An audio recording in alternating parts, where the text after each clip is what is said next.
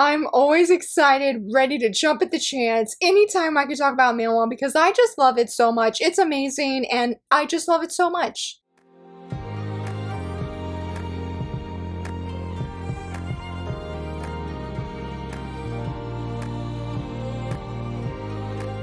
Hello friends, happy Wednesday, so very excited that you're here. I do want to apologize to the channel member that recommended this prompt, or suggested, excuse me, this prompt, and they had asked for 5 ongoing manhwa series, and I was looking at my manhwa, which I feel like is not that big of a collection when I have compared it to other friends. I know we should not compare, but I was like, wow, I don't have that. I think I have about less than 10 manhwa series that I'm actively collecting. Now, I've tried a lot more manhwa than what I have, but that I'm, again, keeping, and I was like, man, I don't know if I could do 5 ongoing manhwa that are not the same ones I featured. I'm pretty sure I featured in a previous video of my favorite manhwa, and I was like, well, I'd like to try and branch out a little bit so I'm not exactly doing the same picks as that. One day, at some point, I was randomly scrolling on Instagram and I came across this post of someone I follow, Jay's Manga, and they did like this challenge called 5, 4, 3, 2, 1 Manhwa Challenge. For each number, they would feature like 5 different series they love, 4 different series they recommend, 3 series, and so forth until they get to 1. And I felt like I didn't have enough to do that prompt specifically, but it was sort of the inspiration for this one, that I'm just sort of doing a manhwa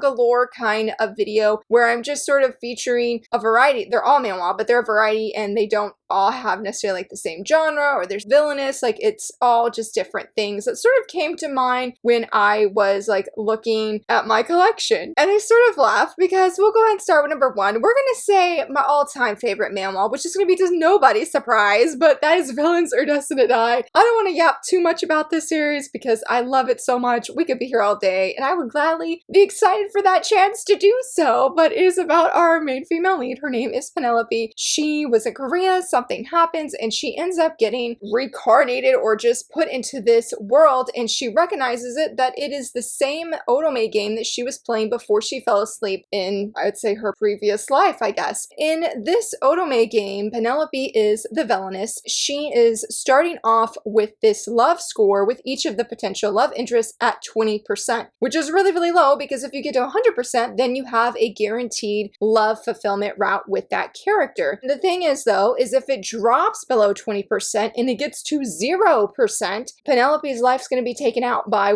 the said love interest. And so when it opens up, Penelope is hated. She is treated so cruelly and unfairly, and these love interests seem to want nothing to do with her, making it a very challenging and very frightening experience for her. Which sort of leads me to say, one of my friends, Fire, recently read volume 1, and I was so excited because she loved it, and I was thinking, because she shared a panel of Callisto, and I'm team Callisto now, but in the very beginning, I thought this series really stood out to me because Penelope's emotions are real. It is one of the very few series I've read where I felt you could tangibly feel that protagonist's feelings. And in this case, she was terrified of Callisto, rightfully so, because of how their first meeting goes. It was pretty scary. Penelope's life's on the line. I forgot to breathe a few times, and after that encounter she has with him, I was, again, terrified of him. And I was like, Penelope, for your well-being, stay away from this man forever. And she felt the same way. So I felt like when she is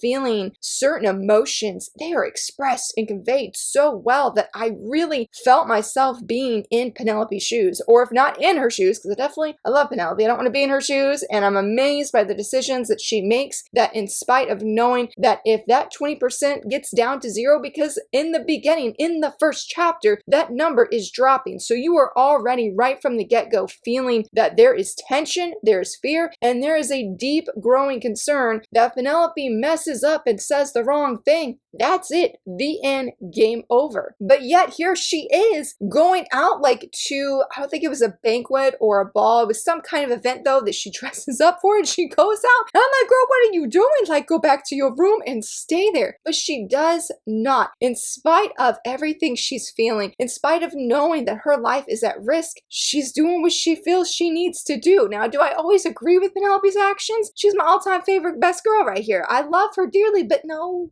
there's certain things, especially in the later volumes, like, no, no, Penelope, no. Like, let's not do that. Let's not do that. But she feels this is her one-way ticket to get out of certain situations. And I get that. Like, I can't say that I fault her for what she's doing because she's doing the best that she can in every single situation. So I really love for a villainous series that I feel like this stands out above so many others, despite that I deeply love this genre, is the emotions that you feel when reading. And I feel like that just strengthens as it goes on. There's questions being asked, there's mysteries sort of unfolding, and you don't always know who is the good guy, who is on Penelope's team. Sometimes it's very obvious, aka Derek. Yes, your actions are obvious, buddy. But then there's other characters like Winter. How sincere, how genuine is this man towards Penelope? Does he have her best interests at heart? And then of course you have Callisto in the beginning, who's like terrifying and saying these things, and he's, you know, having his sword out and open, and it's like, are we just here for violence and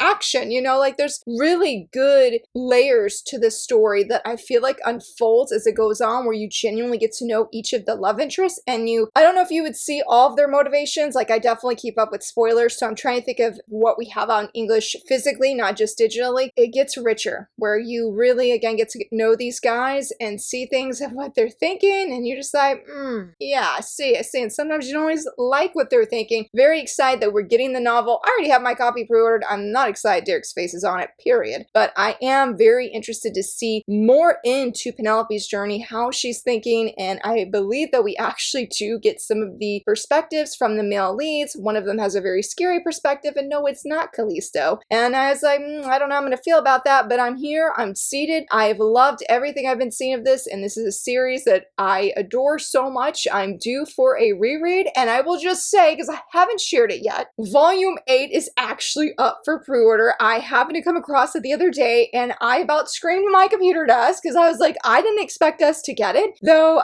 where I think it's going to end, I'm like, okay, I'm just going to be gutted here, because Volume 7, I definitely felt that, and there's been other points in the series that I definitely was very, like, my heart's just out here in the open, just bleeding, like, okay, all right, we're just going to keep going. But I love this series, would highly, highly recommend it. Now, for number 2, I did want to feature one series that was completed. I sort of debated between this one and Dark Moon, but since I did talk about Dark Moon in my reading wrap-up, I was like, let's talk about one I haven't actually talked about in a hot minute, and that is What's Wrong with Secretary Kim. When we got the physical license, I went and I read a bunch of chapters online. In fact, so much so that I just could not stop reading. I think I got almost to the entire end of it before I just wasn't spending any more coins or ink or whatever. I was so excited when I finally got a physical copy. It's about a young woman. Her name is Miss Kim. Well, her first name is Miso, but she works for this guy right here. The thing is they have both worked together in this department. I don't remember which department it is. Yeah, for 9 years they've worked together. And then one day Miso comes to him and tells him that she wants to resign from her job, that she would like to have a chance to go start dating people and one day get married, because she feels like she is getting older and that she may lose that chance, that opportunity, if she continues to stay as a secretary, because people pointed out in like the series that Miss Kim stays closer to him in a way that it's deeper or closer than a husband and wife. And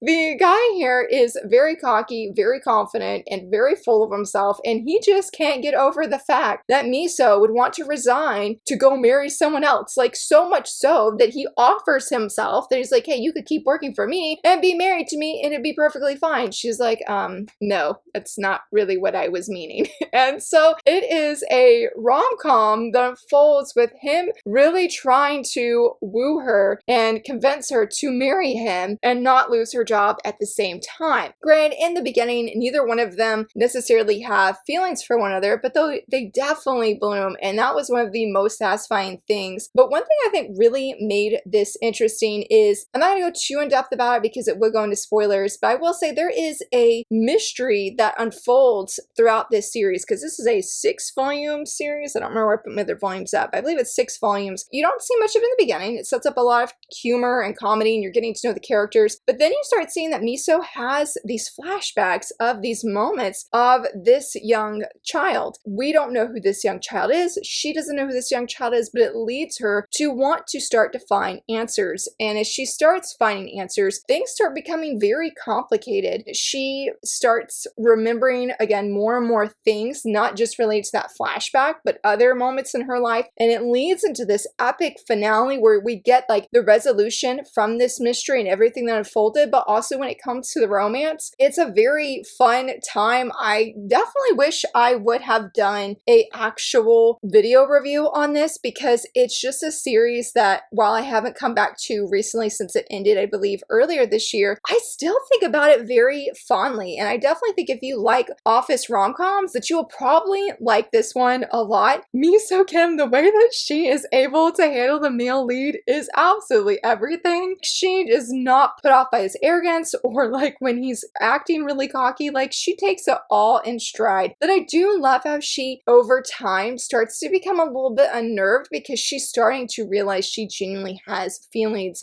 for him. I feel like with our male lead, there's definitely more to him as well. And I really loved how we got to dive into his past as well and find out answers about why he's afraid of certain things, like their zip ties. What would lead him to feel very fearful of this? So there is, again, that mystery element with both of their lives, and then seeing it in the overall grand scheme of things. I really love, I cannot remember his name, but there is a guy, yeah, this guy right here, this guy, I love him. He had some really good analogies later on that he shares to the male lead of, you basically need to take your clothes off. And he wasn't trying to mean it physically. He's saying if you want to be open and honest, you can't have any kind of barrier between you two. And I actually wrote that down in my reading journal, because it really spoke to me of like, yeah, you have to be open and honest. And that was something that was very profound for our male lead when he starts realizing that's exactly what he's got to do, because he's causing not misunderstandings or there's any miscommunication, but it was like he wasn't being fully honest. And that honesty was definitely needed in certain situations. And when he is honest and makes things known, not just romantic feelings, but says certain things, it was like a huge win. I will warn that later on in the series that it definitely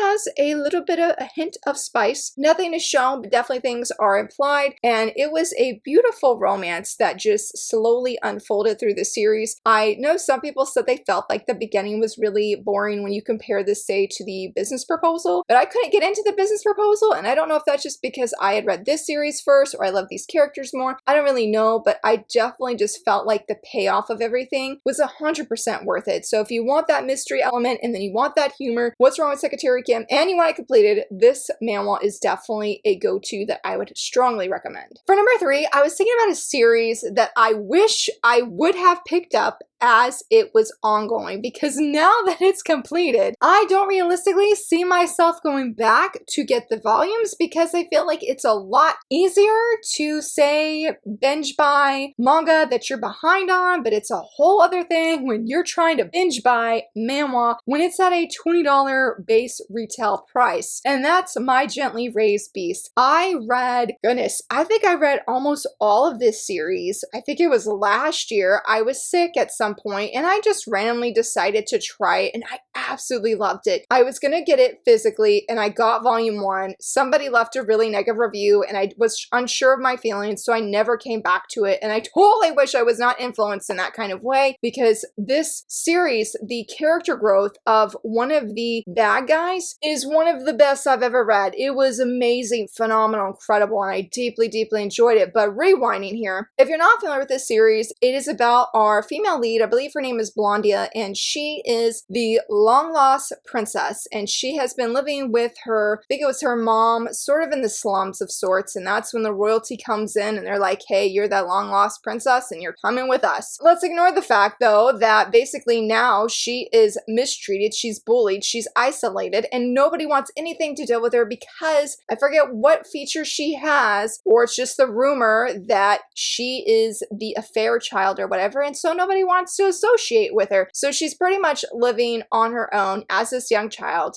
at the palace. But she ends up meeting this cat. This cat is like, hey, I'm actually a young boy as well. And she's like, no, you're not. And behold, he turns into a young boy. So he is a like shape-shifting cat. They have this slow blooming romance. It's sort of like childhood friends to lovers, I feel like. And he is there for her through all this. Like even before things were even romantic, he was just a really good friend to Blondia. But romantic feelings bloomed out of that. And I felt that Blondia's story at times was really hard because I was so angry of how how people treat her. Like, I remember one incident, I don't remember how old she was at the time, but they're speaking another language in front of her, thinking that she's not going to understand what they're saying, and of course bashing her. When girl claps back and is like, oh, I know exactly everything you're saying, and she says it in the same language. I said, girl, I know that's right. You tell them. So that was very satisfying seeing that. But I really feel like for this series, what stand out the most for me, granted, the romance was so good, especially near the later volumes. Like, oh my goodness, things were so intense, and I really love seeing both of our leads grow together. That was everything. And the final cover, don't look at it if you don't want to see spoilers. I'm not going to share it here, but it is one of the most precious, beautiful manhwa covers I've seen. I love how it definitely spoils things, but it's like the best kind of spoilers, I feel like, if you're a fan of the series. I just really, really love it. So the buildup of everything and then the intensity, but then having that happy ending was really, really satisfying as a reader and very fulfilling, because they go through some ups and downs, and you can definitely see the male lead is angry at multiple points when things are happening to Blondia, and she's basically wanting to sort of take matters into her own hands. Like when she approaches certain people, he is not on board. Like you can definitely tell that he wants to protect her. He gets jealous of other guys, and he even does tell her like, hey,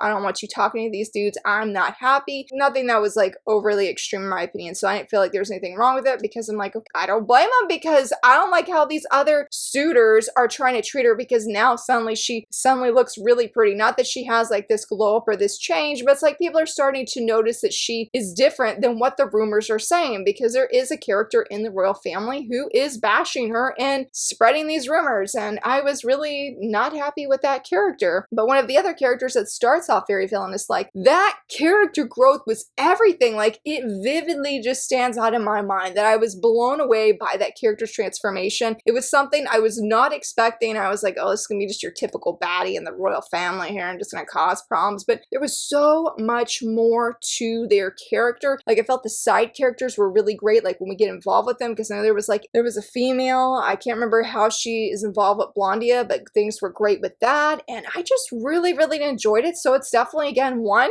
that I'm sad I missed the chance to get this. I don't think I'll ever find like a massively good deal where I can get all the volumes, say for like $50.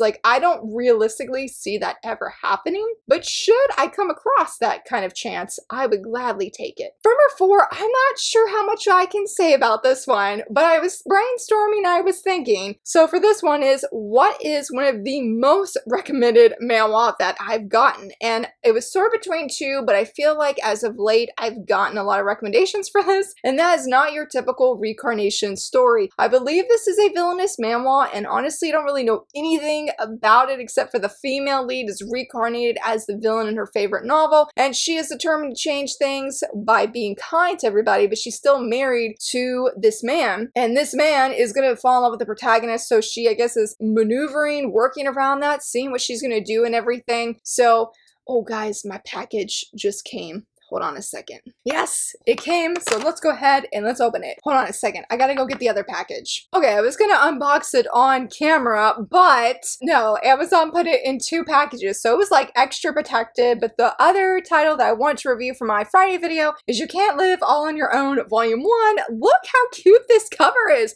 Look how cute that spine is. I love that yellow. It is so cute. I really, really hope I enjoy this. This is a non-romance josei series. It's about these 4 young women who live together, and so stay tuned for my Friday video to find out if I enjoy this or not. But let's go back to the manhwa here. Yeah, I don't really know what else happens with Not Your Typical Reincarnation Story. I just have had several people say that, Laura, you need to read this, you will like it, it's a villainous manhwa, and you know, that's usually more than enough for me. I think I've just been, oh, okay, sorry, I had a moment. It said Season 2, Episode 100, Series Finale, but then it says, no, Not Your Typical Reincarnation Story will return. Wait, so is this series over?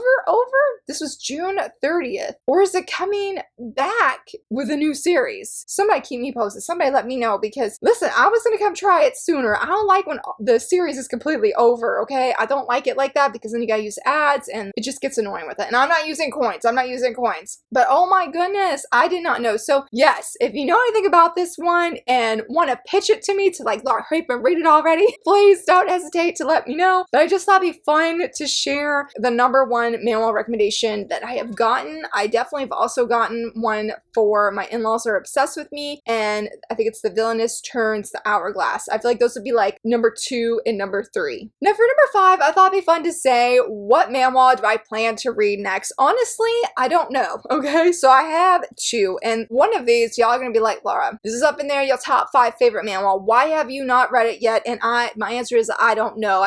My summer reading has not been the summer reading I thought it would be, so I have volume 3 of My Secretly Hot Husband and volume 1 of What It Means to Be You. I didn't want to talk too much about What It Means to Be You, mainly because I mentioned it in my top 5 most anticipated releases of this month, and this boy is chunky. Look at that. Look, when you compare these two, look at the size difference in those. Like, man, like you can feel the weight of this, but I really don't know which one's going to be my next one, mainly because I'm going to be diving into the manga that I'm going to be reviewing for Friday. But My Secretly Hot Husband, I was skimming through it because I'm double dipping on the series, so I have read it before, and I'm just like, Laura, you're at one of the best parts, and you haven't read it. And I'm like, what are you doing? What are you doing? If you're not familiar with what this manhwa is about, it is about our female lead. This is Erden. This is our secretly hot husband here. But it's about our female lead here, and she is from Korea. She ends up getting reincarnated into this fantasy world. And the thing is, if you have memories of your past life and you can speak another language from said past life, you are considered a witch. And her family does not love her. Something happened to her mother and father. They passed away. So she's living sort of with the evil family members, so to speak. Maybe they're not evil, but they cast her out. They find out that she might actually be a witch, and they're like, well, if you don't do what we tell you to do, we're going to go take you to the priest or the high priest, and they're going to burn you at the stake. Obviously, she wants to avoid that due to certain things that happened in her previous life. So she takes this deal, which was her uncle, I believe, that one of his daughters had to marry this monstrous man who happens to be Erden, and as you can see, happens to not look very monstrous, period. Yeah, that they have to go marry him, and he doesn't want to send his actual daughter, so he ends up sending his niece, who has sort of been malnourished and she's been mistreated. She doesn't really look like her age at the beginning. She looks a lot younger than Erden, but I think there's just like a few year difference between them. So it begins their love story, and it is everything. If you need epic fantasy world building, if you need humor, if you need some swoon, if you need some like monsters involved, this series has a little bit of everything. I deeply, deeply enjoy it, and that's why I need to read volume 3 or reread volume 3 so I can gush to you guys, because in the previous volume we met a dragon. He is awesome. I don't know if I should show you any pictures. He looks really cool. And Erden, I will just share this one. Erden looks amazing when he has his mask on, and the way that they like team up together, the way that Erden is our girl's like biggest fan is everything. The way that she's wanting to take matters in her own hands, not because she feels like Erden views her as the weaker link or anything, but because she is adopting Erden's dream to protect his castle, the people in his, I'm blanking on the word right now, but the people in the place that he guards and protects, like he wants to protect them, and she's adopting that for herself. And so she's learning like archery in volume 1, and we see her defending these people, and it is amazing. I love how it is just this great perfect blend of action, humor, fantasy, and romance. Fantasy isn't really like a genre, well it is, but like it just has a great blend of all 4, okay? I really, really, really love this series. I don't know if I mentioned in that previous manhwa video. I probably did, because that video was a hot long minute because I just had a great time gushing about the faves. But I feel like for my next manhwa read, when I get to reading manhwa, it's probably My Secretly Hot Husband. I'm gonna need it before I read this one, because I also have read this online and it was devastating, but it's like really, really good. And so I'm probably gonna need to prepare myself with some fluff. Oh, this isn't really a fluffy series, but some feel-good vibes. It just makes me happy because I love these characters. And that, my friends, wraps up the manhwa galore. I hope you enjoyed this video. I do feel like it was quite different, but I had a lot of fun. Hopefully you found it interesting. Let me know if you guys have any manhwa recommendations, either on Webtoons, Tapas, or some other English reading app. I would love to know, and have you read any of these? Let me know as well. And if you enjoyed this video, please give it a thumbs up and subscribe. And thank you so much for watching. Bye!